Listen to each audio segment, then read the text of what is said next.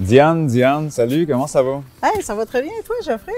Ça va correct, je te dirais, de ce temps-ci, je me questionne beaucoup sur le bien, le mal, mes actions, mes gestes. Je suis une bonne personne, je suis un mauvais gars, c'est tout mélangé, on dirait. Ouais. Le bien et le mal, c'est une grosse question philosophique. Ça prend un débat devant un café, je t'invite. OK.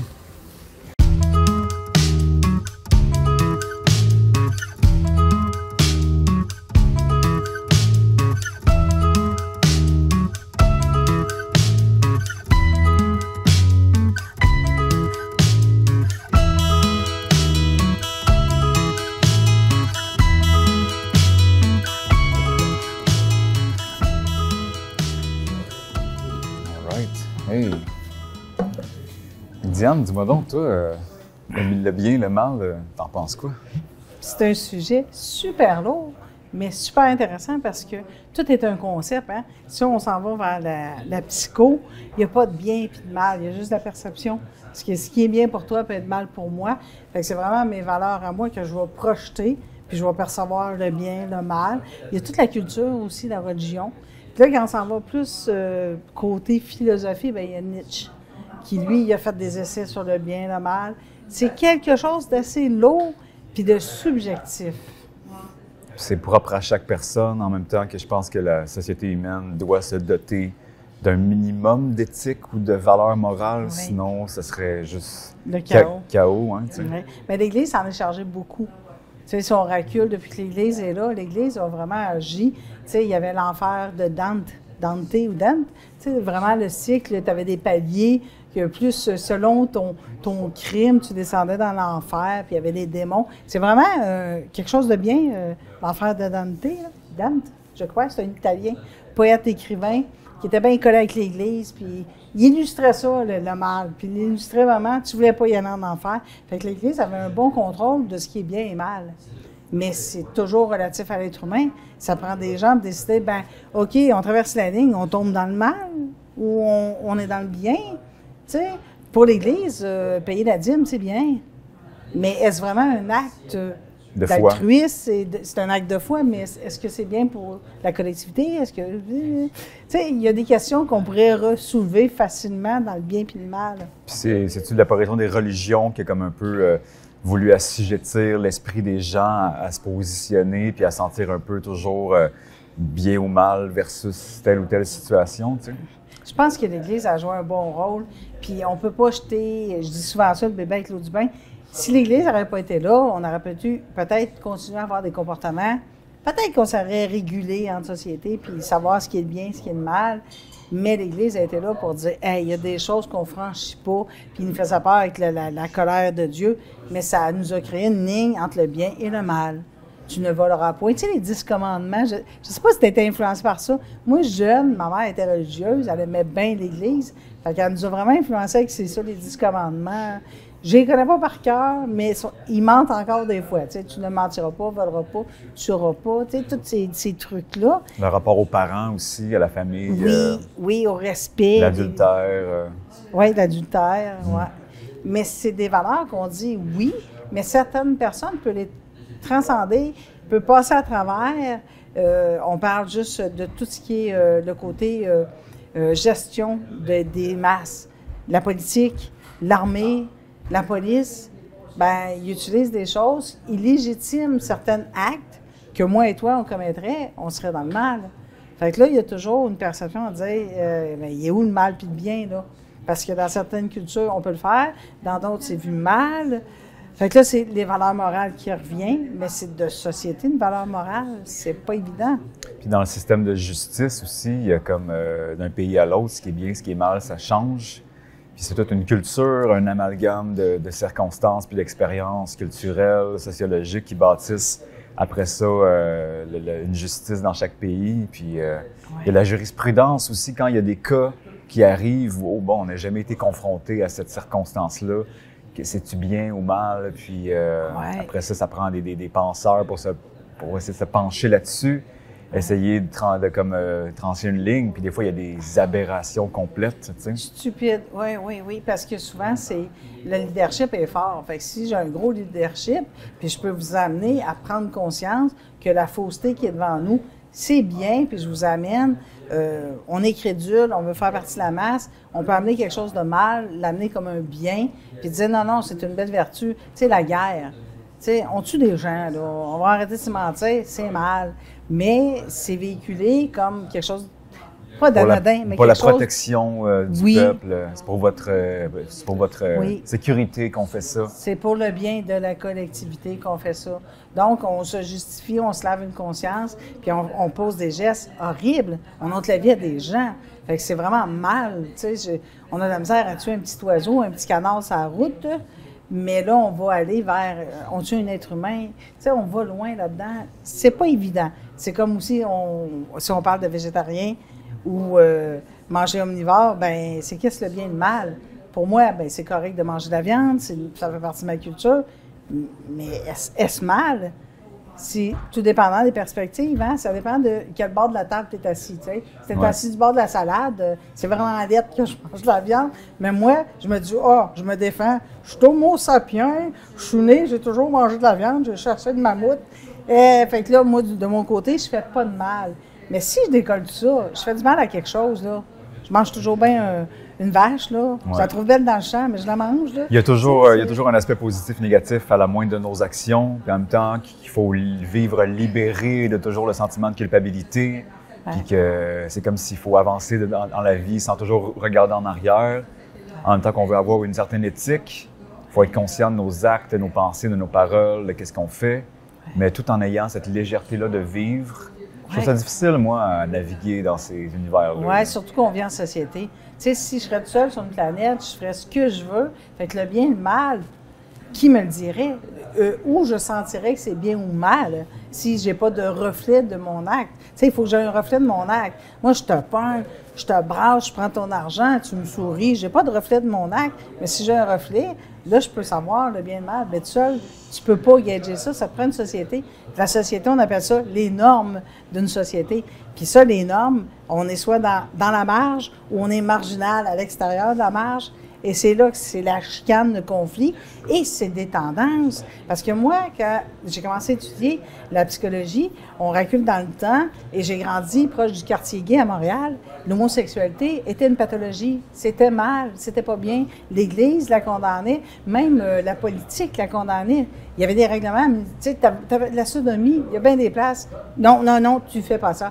Et on a tellement évolué qu'on dit, hey, on n'a plus d'affaires d'ensemble à coucher des gens, sortons de là. C'est pas à nous autres à juger ce qui est bien et mal.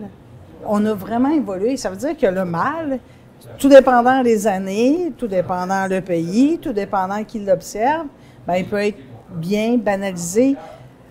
C'est un peu un foutoir culturel de dire, ben OK, gang, là, il faut qu'on dresse une ligne de conduite. C'est quand qu'on la dépasse que c'est plus correct. Là. Ouais. À la gang, il faut se le dire, parce que sinon, on pourrait se sentir le cul dehors. Excusez le terme, là, mais on pourrait faire des gestes qu'on fait. Tu fais quoi? Je fais ce que je veux. Fait qu'on est obligé de dire, c'est mal, c'est bien. C'est pas évident. Puis le barème, de bien ou mal, danse en fonction des décisions politiques, des leaders, des nouvelles réformes qui sont faites. Puis il y a comme un courant social qui prend forme. Avec l'actualité, avec les médias. C'est comme c'est vraiment un melting pot de plein de choses qui vont influencer cette ligne-là. Des choses qui, il y a 20 ans, étaient acceptables, aujourd'hui, ça ne l'est plus. Parce que les époques changent, les mœurs changent, les mentalités évoluent. Puis il y a des choses que nos parents disaient à l'époque, là, nous autres, il n'y avait pas de problème avec ça. Aujourd'hui, on ne peut plus faire ça. Oui, il y a des choses. Mais j'aimerais qu'on prêche la tolérance. Comme c'est Laurent Paquin, j'ai vu un petit Facebook là-dessus, puis il parlait d'être tolérant avec nos personnes âgées qui utilisent encore des mots, j'ai même peur de les dire, comme « Ah, t'es bien tapette, donne-moi ça, on va le débouffer. » Là, on fait « Oh! » Il a utilisé le... Tu sais, un côté, il a 87 ans, il a grandi avec des parents comme ça, il a grandi dans une culture, c'est comme ça. Oui, il faut qu'il change le mot, il ne faut pas qu'il l'utilise, mais il faut être tolérant avec eux pour dire, bien, graduellement, on va le sensibiliser, au lieu juste de le mettre au banc des accusés. Ouais. Cette personne-là a juste été élevée dans une religion catholique où c'était une pathologie mentale. Il a vraiment été éduqué comme ça. Fait que je me dis, le bien et le mal, oui, on peut dénoncer, on peut tout égorger tout le monde, mais on devrait aussi avoir un petit peu de bienveillance à dire, OK, il part d'un autre monde, il y a une autre vision, je vais l'éduquer. va l'éduquer au lieu de vraiment moi-même aller l'égorger, dire « ça se dit plus », tu sais. Ouais. Et je pense qu'on est fort sur trancher les lignes maintenant. Puis on se fait de notre justice, du bien et du mal, là. Les réseaux sociaux, là, c'est vite, là.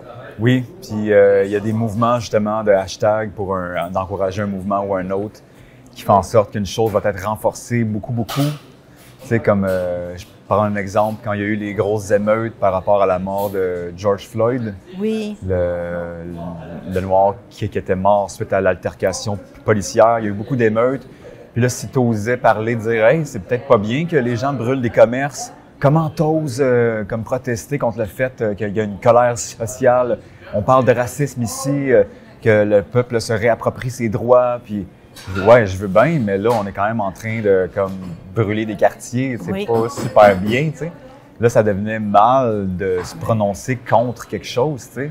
Oui. Ça comme devient si flou, tu sais. la gauche allait trop loin, se radicalisait, puis devenait elle-même extrémiste et rigide dans ses positions. Parce que dans le fond, il y a des choses il faut y aller avec le gros bon sens. Jeter une bouteille à la mer, je dis toujours, c'est beau. Moi, c'est mon guide.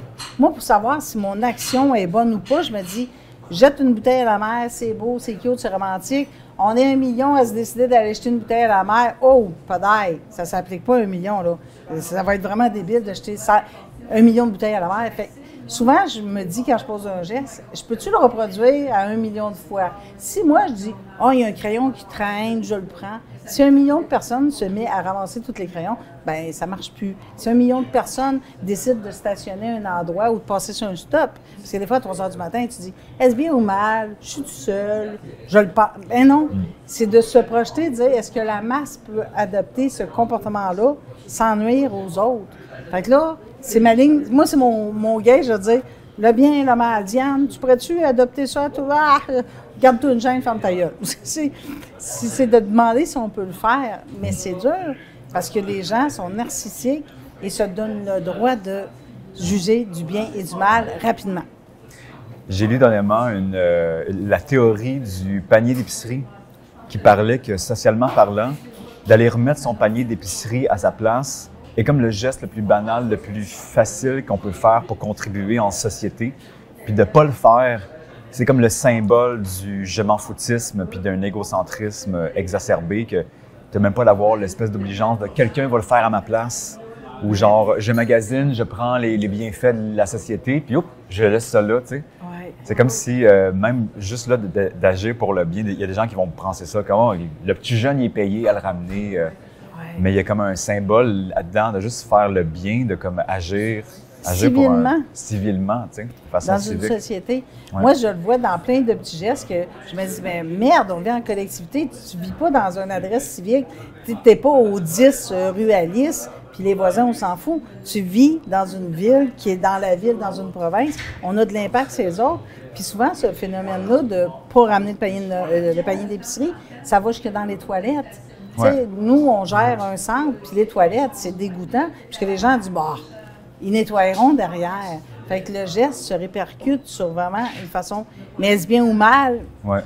Moi, je trouve que c'est mal. Je pense quand même que pour moi, il y a quelque chose à pas toujours remettre dans le cours de la société puis de prendre sur soi le bien collectif par nos actions. Puis il y a cette phrase-là anarchiste qui dit notre liberté s'arrête là où celle des autres commence. Oui. Tu sais, en voulant dire on peut agir librement, mettre de la musique extrêmement forte dehors. Puis oui, tu vas peut-être contrevenir à la paix de certaines personnes. Mais c'est pas facile ces débats-là, tu sais, dans le sens que, hey, on a le droit de s'amuser. Ouais, mais jusqu'à 11 heures, la loi l'a dit. Il n'y a aucune loi écrite qui dit que c'est jusqu'à 11 heures, tu sais. Ouais. De savoir, OK, l'autre personne travaille le lendemain, il faut qu'elle dorme. Ouais, mais nous, on a comme du fun, on est en train d'évoluer, on est en train d'avoir du bien-être en société.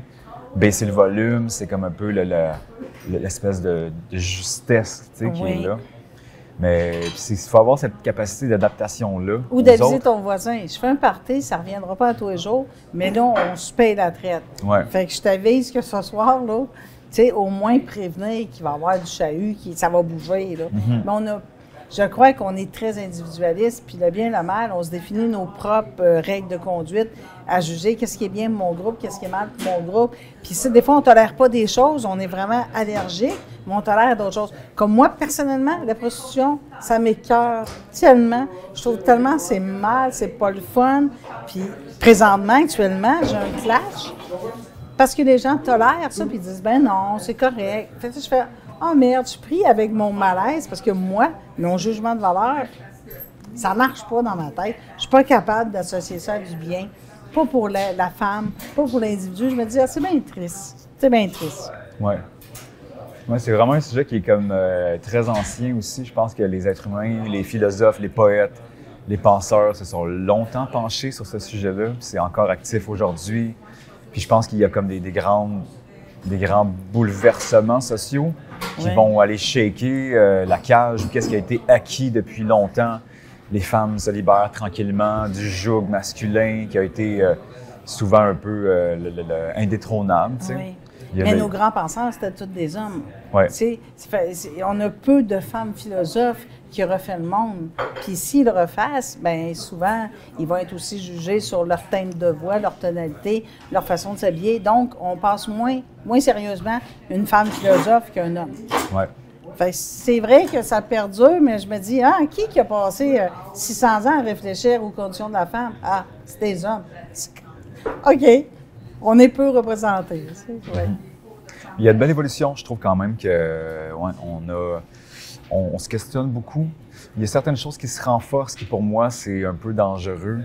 Je vois des acquis de liberté qui se perdent tranquillement sous une espèce d'esprit de sécurité ou de... Il me semble qu'avant, c'était mieux, c'était bien. Là, il y a une tendance sociétale que je trouve qui est... ça, c'est personnel à moi. Je pense que chacun peut avoir un droit de regard sur... on a comme tout, on nous voit cocher des cases, trouver ça bien ou mal, telle circonstance, tel sujet. Personne n'est pareil. Puis, mais c'est sûr que collectivement, on trace des lignes du bien et du mal. C'est de même qu'on érige nos postes de police, nos fonctionnements gouvernementaux, nos stops, nos lumières. T'sais, on a des règles sociales qu'on dit ça c'est bien, ça c'est mal. On dit gang, êtes-vous tous d'accord? Go, on l'applique. Puis après, tu as le choix d'être dedans ou dans la marge ou marginal.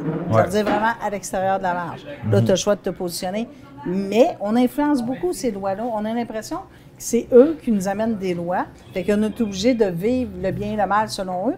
Mais la masse, c'est nous qui acceptons ou refusons ou mettons en place des mouvements.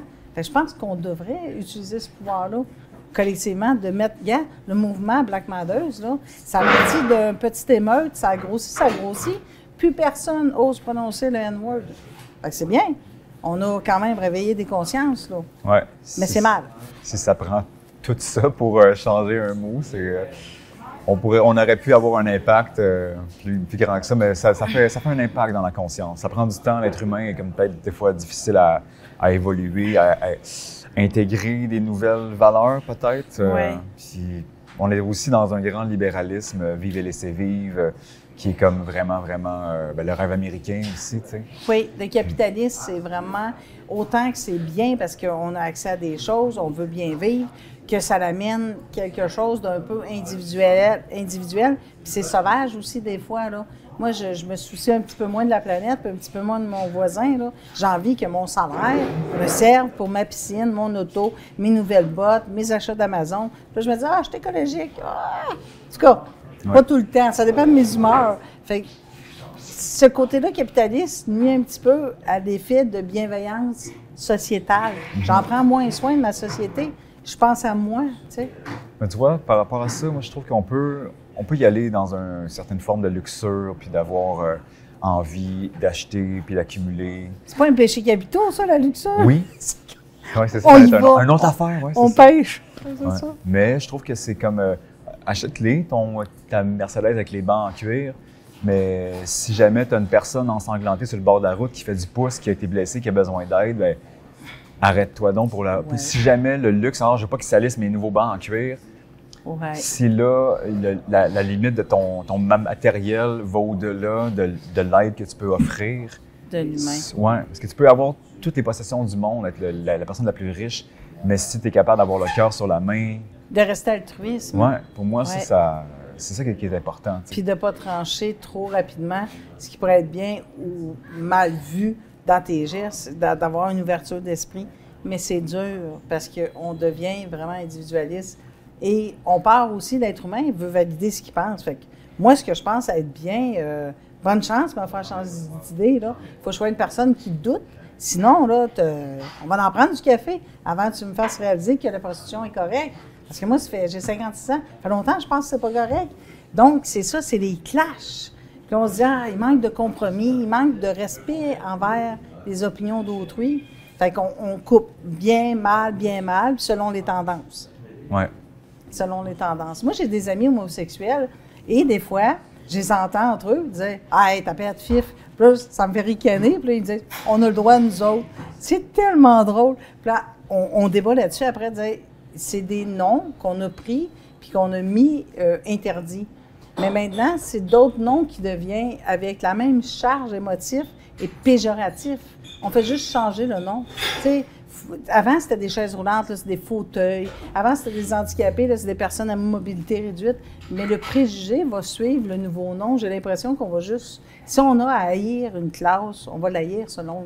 Peu importe comment tu l'appelles, ils vont me taper ses nerfs. Tu sais, si j'ai pas envie de les inclure, gars, moi, les Premières Nations, ça se peut, je les aime pas.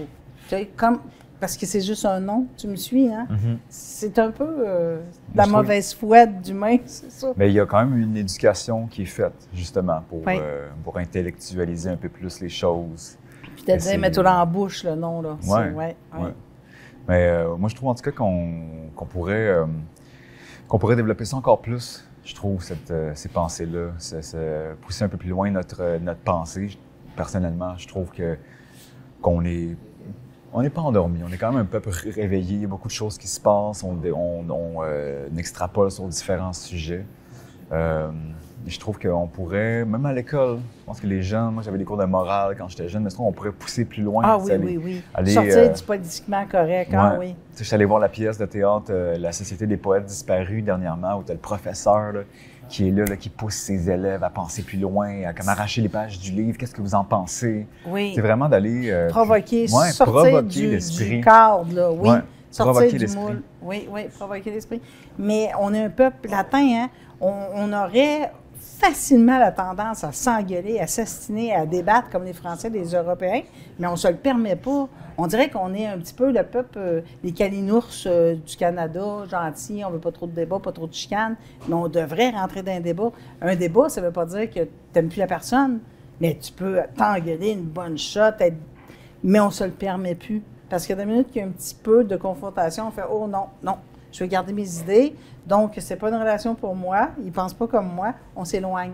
On tranche facilement. » Puis tu écoutes des émissions en français, là, de télé française. Il y a des débats, ces studios, ça s'engueule, mais c'est bien, c'est riche. Ils défont les choses.